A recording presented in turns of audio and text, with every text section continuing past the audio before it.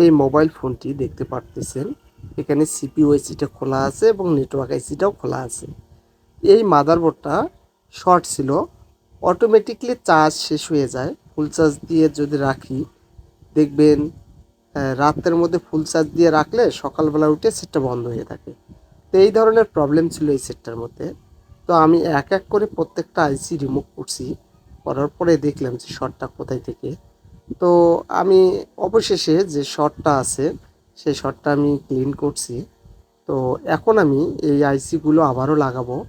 Network আইসিটা আগের জায়গাতে রাখবো এবং সিপিইউ আইসিটা যে খুলছিলাম সেটাও আগের জায়গাতে লাগিয়ে নেব।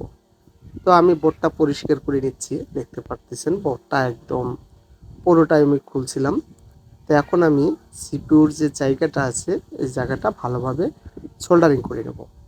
সোল্ডারিং করে যে বলগুলো আছে সেই বলগুলো আমি রিমুভ করে নিচ্ছি এবং প্লেন করে নিচ্ছি এই জায়গাটা, যাতে জন আমি যে আইসিটা বসাবো সেই আইসিটা ঠিকঠাকভাবে বসে এবং হিট দিলে যেন একদিকে দৌড় না মারে, মানে শুধু স্থির হয়ে যেন থাকে। তো আমি দেখুন সুন্দরভাবে পরিষ্কার করে নিচ্ছি। তো হয়ে গেল, এখন আমি এটাকে ভালোভাবে থিনার দিয়ে পরিষ্কার করে নেব। পরিষ্কার করে নিলাম। পরিষ্কার করার পরে এখন আমি এই আইসিটা যে আছে এখানে আমি বসিয়ে নেব। যে দেখতেছেন এই সেটটা মূলত এর আগে মাসখানেক আগে ওয়াটার ড্যামেজ হয়, পানিতে পড়ে যায়, পড়ে যাওয়ার পরে এই সমস্যাটা হয়েছে। তো এখন আমি সমাধান করার চেষ্টা করতেছি। এই যে দেখুন আমি আইসিটা বসিয়ে নিলাম, এরপরে সুন্দরভাবে এর উপর দিয়ে হিট দিয়ে দেবো। এক জায়গাতে হিট দেওয়া যাবে না, এই হিটটা দিতে হবে, মানে ঘুরিয়ে ঘুরিয়ে হিটটা দিতে হবে, তাহলে হবে কি সমানভাবে হিটটা বসবে এবং সুন্দরভাবে আইসিটা বসে যাবে। এই যে দেখুন সিপিইউ আইসিটা লেগে গেছে। এখন এটাকে কি করতে হবে, একটু থিনার দিয়ে আবারও পরিষ্কার করে নিতে হবে। নিয়ে আমি পাওয়ার সাপ্লাই দিয়ে রিডিং দেখব যে সেটটা চালু হয় কি না। কারণ যেহেতু আমি সিপিইউটা লাগাইলাম, এখন ঠিকঠাকভাবে কাজ করি কি না সিপিইউটা, অর্থাৎ সেটটা চালু হয় কি না এটা আমরা দেখব।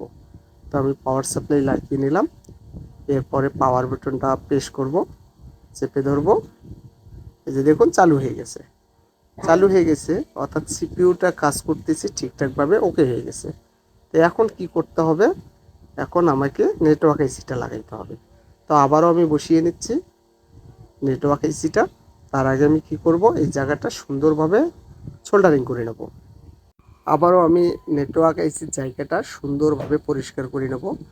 আমি সোল্ডারিং যে আয়রনটা আছে এটা দিয়ে যে ছোট ছোট ডটগুলো আছে একদম সুন্দরভাবে আমি সোল্ডারিং করে নেব। এতে হবে কি, যখন আমি আইসিটা বসাবো অল্প হিটের মধ্যে ঠিকঠাকভাবে বসে যাবে এটা। দেখুন আমি সোল্ডারিং করে নিলাম, হয়ে গেছে কাজটা। এরপরে এই জায়গাটা চাইলে আমরা থিনার দিয়ে ভালোভাবে পরিষ্কার করে নিতে পারি, না চাইলে নাই। দেখুন আমি আইসিটাকে বসিয়ে নিচ্ছি এখানে। এখানে ঠিকঠাকভাবে বসাইতে হবে, এখানে আঁকা বাঁকা যেন না হয়, সুন্দরভাবে এর উপর দিয়ে এখন একটু হালকা পেজ দিয়ে আমি হিট দেবো। এই যে দেখুন আমি একটু হালকা পেজ লাগিয়ে নিচ্ছি এখানে, এখন চারিদিক দিয়ে হিট দেবো এবং আইসিটা নড়ে গেছে, এটা ঠিকঠাকভাবে এখানে বসাইতে হবে, আঁকা বাঁকা যেন না হয়। আমি বসিয়ে নিচ্ছি, একটু পেজটা বেশি হয়ে গেছে তো নিচের দিকে, এই জন্য আর কি আইসিটা দৌড় মারতেছে। এই যে দেখুন বসে গেছে, বসে গেছে, কাজটা হয়ে গেছে, একদম ঠিকঠাকভাবে বসে গেছে সমানভাবে। এরপরে থিনার দিয়ে আমি ভালোভাবে পরিষ্কার করে নেব। তো আমি পরিষ্কার করে নিলাম, দেখুন পরিষ্কার করে নিলাম। তো এখন আমি দেখব সেটটা শর্ট হলো কি না।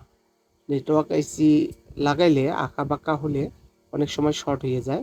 তো আবারও আমি পাওয়ার সাপ্লাই দিয়ে চালু করে দেখব যে চালু হয় কিনা। এই যে দেখুন চালু হয়ে গেছে, তার মানে আইসিটা ঠিকঠাকভাবে বসে গেছে। এখন আমি এটাকে সেটিং করব, আমি সেটিং করে নিচ্ছি। স্পিকারটাকেও ঠিকঠাকভাবে বসাইতে হবে, আমি বসিয়ে নিচ্ছি সব কিছুকে। এই দিক দিয়ে বসিয়ে নিলাম, এলইডি বাল্বটাও বসিয়ে নিলাম। এরপরে এখন আমি সিম তুলব, সিম তুললে সেটটাকে আমি পাওয়ার সাপ্লাই দিয়ে আবারও চালু করে দেখব সব ঠিকঠাক আছে কিনা। এবং কথা বলার জন্য রেডি হয়েছে কিনা সেটা আমি চেক করে দেখব। সেটটা চালু হয়ে গেছে, এই যে দেখুন নো সার্ভিস এখন পর্যন্ত। তো আসলেই বডিগুলো লাগাইতে হবে, লাগালেই সব কিছু নেটওয়ার্ক সব কিছু ঠিক হয়ে যাবে। এই যে দেখুন সার্চিং লেখা চলে আসছে। আমি দেখাচ্ছি আবারও, লকটা খুলবো। এই যে দেখুন নো সার্ভিস, নো সার্ভিস